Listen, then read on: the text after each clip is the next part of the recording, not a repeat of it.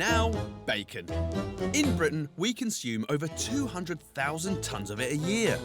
It's an industry worth 1.3 billion. Customer service, how can I help? Hi there, quick question about bacon. And there's one country who are making a killing. The Danish bacon seems to be predominant, and I don't understand what it is about them. Is it because they've got bigger, fatter, juicier pigs? Why don't you see French bacon or Russian bacon or Spanish bacon? Do you know? I can't actually answer, I'm afraid. It's everywhere. Danish this, Danish that. It's a bacon conspiracy. Yes, I was totally, I was there with you there. There. We need to investigate. We will definitely. We have pigs everywhere, but it's very true.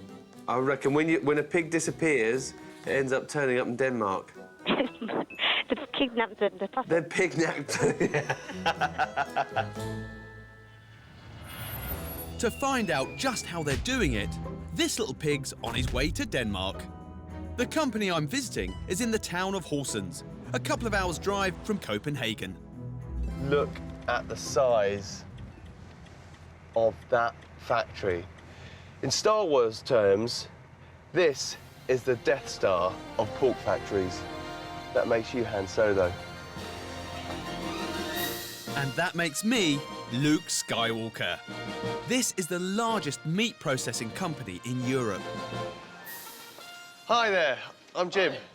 I'm Pierre. Nice to meet you. Nice to meet you. I'm here to find out why you Danes are so good at producing so much bacon. Oh, it sounds nice. I would like to tell a story. Great, it's a huge factory you've got here. Yes? My guide for the day is factory manager Per Larsen. Pigs are processed 24 hours a day. Oh my word. I've never seen so many pigs in my life. It's absolutely incredible. How many pigs do you process a day? We have a total capacity of 20,000. 20,000 pigs a day. The scale of this place is enormous.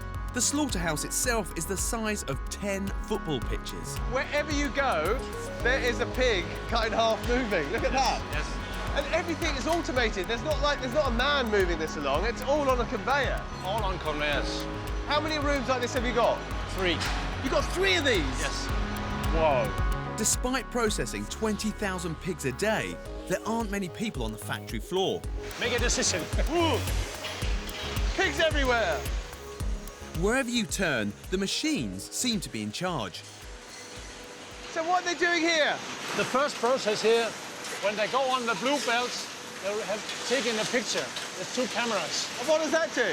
It automatically adjusts the saw. By taking that picture, it allows the robot to adjust. Yes. Each bit of the pig is heading to the country which will pay the highest price.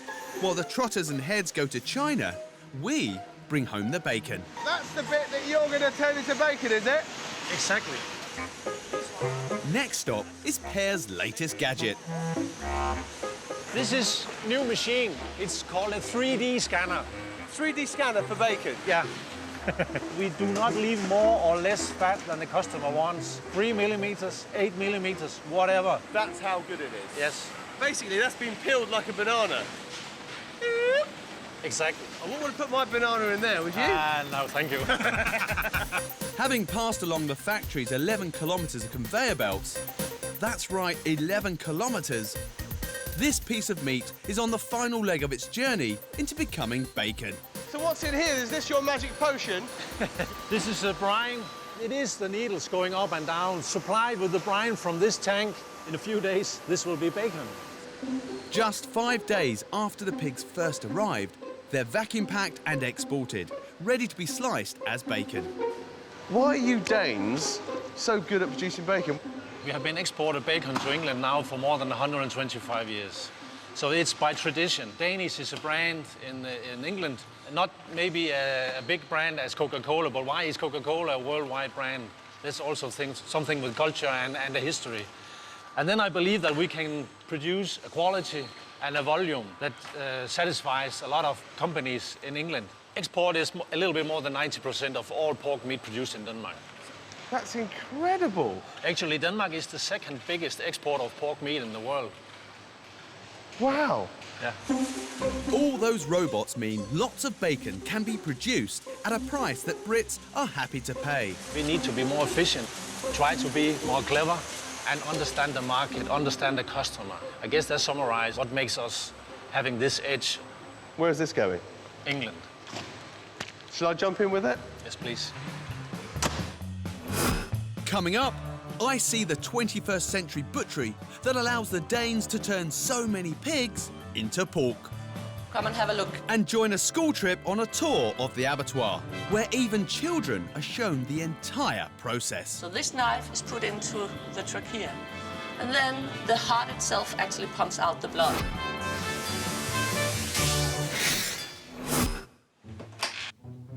But first, mozzarella. How can I help you? Hello. I've got a ball of mozzarella here from your shop. I was just wondering, why is it in so much liquid? I'm not too sure, to be honest. I'm not too familiar with it myself. I mean, look, you can probably even hear it. Can you hear that? Am I supposed to eat it? What, the liquid? Yeah. I don't know. If I was to give you a definitive answer on that, I probably couldn't give you one. Who better to ask than the masters of mozzarella, the Italians? Kate's on her way to the southern region of Campania. Even at the airport, the food is amazing. Oh my goodness. After sleeping off a kilo of mozzarella, Kate's off to a dairy with a local guide. Gennaro's got me up at the crack of dawn. Here he is. Woo! Am I pronouncing it correctly? Gennaro. Gennaro. Gennaro. Gennaro. 5 out of 10, my Italian accent. No, it's good. Is it good? Yeah, But room for improvement. Yes. The Romans named this region Happy Campania for the rich agricultural land and beautiful scenery. It's this region that's famous for buffalo mozzarella. Here we are. Kate's here to meet owner and mozzarella maker Alfonso Cudillo. Good morning. Buongiorno, Alfonso. Alfonso makes what is considered to be the original mozzarella with the help of a few hundred water buffalo. Look at them. Oh, they're absolutely beautiful. Water buffalo were introduced to southern Italy nearly 1,000 years ago, and their rich milk has been putting the magic into mozzarella ever since. Can I go and stroke them, do you think? Piano piano, andiamo piano piano. Yes, very slowly. We're just gonna let the buffalo get accustomed to us. Stay there. They're scared of the camera. Unlike dairy cows, these bashful buffalo are milked just once a day. And Alfonso is very particular about the milking experience. Siano sempre le stesse persone. Qualunque cosa cambia per loro è un problema. So what happens if they get a little bit stressed? Si trattengono il latte nella mammella. Hold the milk in. Mozzarella can also be made with cow's milk, but the original buffalo version is far richer and considered to be superior. 3 kg di mozzarella al giorno. 3 kilos of mozzarella from one of these buffalo every single day. That is a lot of cheese. So what does this mega milk taste like? Well done, Alfonso. That is delicious. And nothing like cow's milk. So much sweeter and lots creamier. Hai visto perché la mozzarella è Salute, salute. Next, snails. We've all got these slimy creatures in our flower beds, but are they the same ones we find in the supermarkets? Matt's got a couple of budding detectives to help him track down some prime suspects. I've got magnifying glasses to go look for snails. Okay. Okay? Right, where should we start looking? Over there. All right, come on. What you got, Victor? Snails. Oh, that's good. I don't want that. Okay. So I've got my snails, and now all I need to do is to find out whether I can eat them. Quick question for you. These snails that you guys are selling, are they the same snails that you'd find in your garden? Do you know what? I'm not 100% sure. Have you ever tried them? No, I haven't. It creeps me out a little bit when you see snails in your garden. They're delicious. That's why I was wondering whether it's worth keeping the ones in my garden rather than feeding them pellets. Matt's on the snail trail. He's arranged to meet Tony Walker, one of the largest snail producers in Britain. Nice to meet you. Right, I've got some snails. Oh, fantastic. You're probably familiar with. What's the difference between these and these? Well, these are exactly the same breed as the ones on the plate there. Are they? Yeah. Really? So does that mean I could just, I don't know, boil those up and eat those? No, you couldn't. That'd be quite dangerous to eat them right now. Dangerous? Yeah, they could have eaten poisonous plants or... Oh, right. And I'd take that on, would I? Yes, you would, yeah. Matt discovered that the British common garden snail is exactly the same variety that we eat in some fancy restaurants. Tony's agreed to show Matt how he creates his tasty titbits. We probably harvest about 10 to 12,000 a week. 1,000? Yeah. Really? 10 to 12,000 a week? And all of those are going to the British market? Yes. Before Tony's snails are processed, he stops feeding them for 5 days, so there's nothing unpalatable left inside them. So how old are these guys then? These are around about 22 weeks old. And they're fully grown, are they? Fully grown, ready for the end. The end? Yes. Ready for the end? Oh. When it's time to meet their maker, the snails are hibernated in a fridge. So the fridge puts them to sleep. Why do we do that? Well, it's a bit more humane. Right. I don't like to... And then also it gives a nicer presentation with the antennae all tucked in. Yeah. And all nicely rolled up. And that's going to kill them? Yeah, well, literally, as soon as they hit the water, this. OK. After 3 minutes in boiling water, they're ready to leave home. Oh, it's a little bit slimy. They do pop out really easy. Once the snails have been prized out of their shells, they're washed with vinegar and salt to help break down the slime. Right, so I could eat one of these now, can I? If you want to give it a go.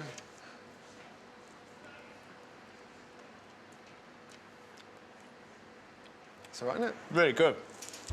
Yeah, it's nice and meaty. It's got no aftertaste at all. Yeah. Once they've been blanched and cleaned, the snails are cooked for a further 2 hours to make them tender. And because they won't squeeze back into their old shells, it's time for an upgrade. These aren't their original shells? No, these shells are, I think they're the Helix luncrum. They come from Turkey. Really? Yeah. So completely different Completely different species. Actually, the snail that comes out of this particular shell is not an edible snail. It's very tough. Really? Yeah. So these are just bred for the shell? For the shell and shell alone. That's mad, isn't it? Yeah. So then you put it back, because that is considerably bigger. Yeah, much bigger. You can get plenty of butter in there. If I'm sat down in a restaurant, maybe even a French restaurant, I might be eating British snails with a Turkish snail. Yeah. Mad, isn't it?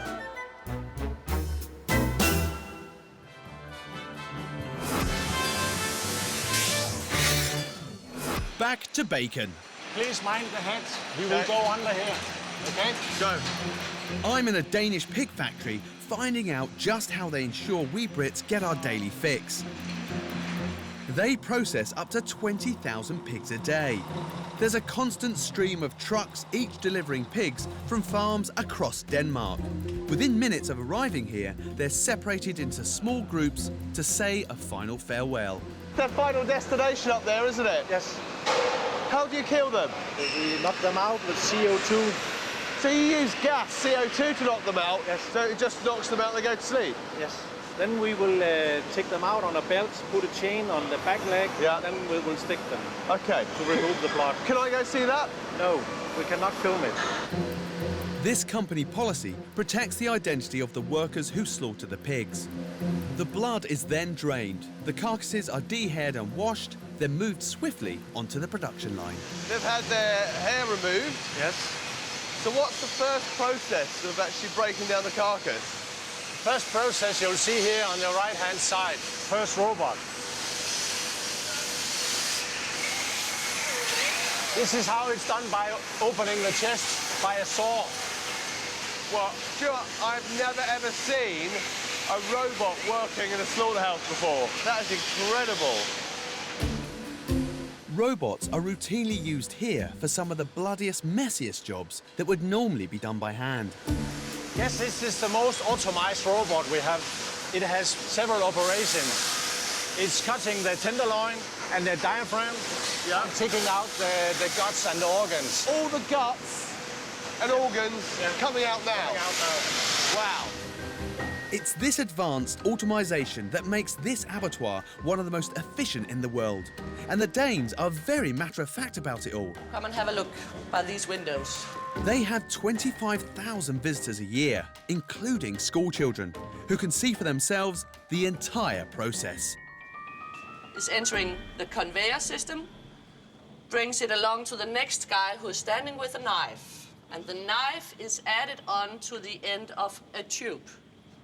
So this knife is put into the trachea and entering more or less up to the heart, where you've got some big veins. You've got them and the pig's got them. And then the heart itself actually pumps out the blood. Are you quite happy with what you've seen? You think it's not so bad? Yeah. Do you think more people should come and see this? Yes. Important thing to know how it happens when you eat it. If you eat meat, and it's a very important part of your education, you're very lucky. Not many abattoirs have got glass walls. If we had a completely closed policy, they would say what's actually going on in behind those walls, and they wouldn't get the complete idea of how the production works. It hasn't put you off eating bacon? No. No? Yeah? And are you glad that you've seen it? Yes. Well, good for you. Enjoy You're only at the beginning. At the end, we could ask you again. Back to mozzarella. Kate's in southern Italy delivering 2,000 litres of fresh buffalo milk. So now, Alfonso, we go to your factory, see? Sì. See? And we go and make mozzarella. Perfetto, mozzarella. Alfonso's extended family are all involved in producing 8,000 balls of mozzarella a day. Look at all that cheese. The whey is removed and the curds shredded. I want to see this. What's he doing? This is the same card in little pieces. Oh my goodness. Wow, this is a great job. Next is the process that is unique to mozzarella, cooking the curds. Is it boiling? 93, 94 degree. So just below boiling point, and you can see it already beginning to swell.